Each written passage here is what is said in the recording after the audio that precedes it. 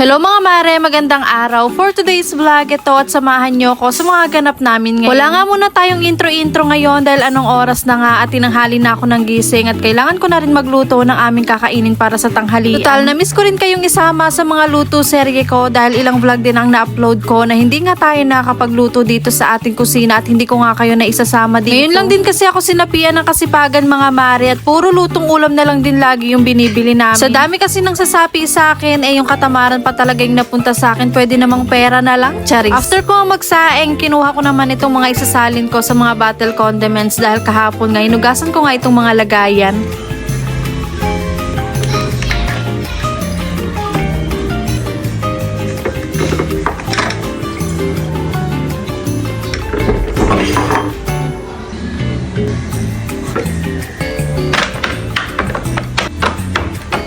Yung mga konting pinggan nga akong hinugasan kagabi at bago ko nga ito itaob, pinatuyo ko muna talaga bago ko nga sila ilagay dito sa dish rack. Itong dish rack kasi na to mga mare na ginagamit namin ay literal talaga na nangangalawang kaya syempre kailangan nating ingatan. Pero nagbabalak na rin naman na akong palitan yan mga mare at bibili nga ako nung mas malaking size. Kagabi pa nga lang din, nagbili na ako sa asawa ko kapag nauna siyang nagising sa akin, makisuyo nga siya sa papa ko na mamalengke. Alam niyo naman kasi ang mare nyo, Disney princess, tulog mahirap pero gising mayaman. Ito, pagkagising ko, nakapamalengke na nga at lulutuin ko na lang din itong mga pinamalengke ng papa ko. Healthy living nga muna tayo ngayon and for today's tanghalian, magluluto nga ako ngayon ng toge at sa mga nagtatanong sa akin at halos lagi kong nababasa yun sa comment section kung ano nga ba daw brand itong ginagamit kong lutuan. Ilang beses ko nang na-upload to mga mare at ilang beses ko na rin talagang sinabi sa inyo. Ito nga pala yung cookware set pan ni Red Chef. Kung mapapansin nyo mga mare, wala ng metal plate sa ilalim dahil hindi na ako kinakabahan na gamitin siya sa apoy kasi hindi nga siya nangingiti. Habang nakasalang pa nga yung toge, piprituhin ko na muna itong tokwat. Ito nga yung maganda dito mga mare kapag meron kang induction cooker. Kapag kasi marami akong niluluto, ginagamit ko talaga to at pwede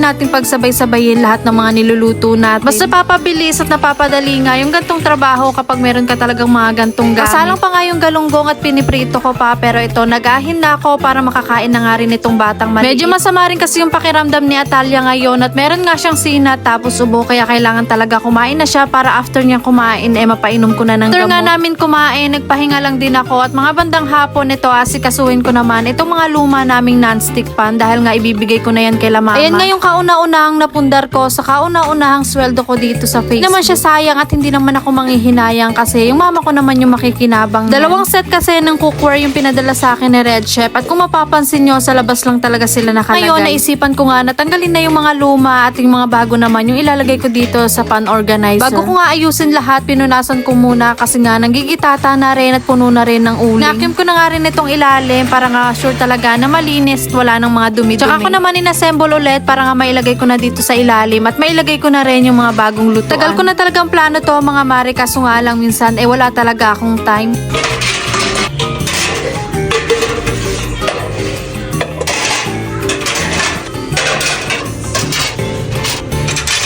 Mas maayos at mas malinis na nga tignan pati na nga rin dito sa labas ng lababo. Tatabi at ibabalot ko nga muna itong mga non-stick pa na ibibigay ko kay mama at bukas ko na lang din to ihahatid kasi malakas din ang ulan ngayon at hindi nga rin ako makalabas. O siya, at ayun lang muna for today's mga mare. See you on my next vlog. Bye! Mwah, mwah.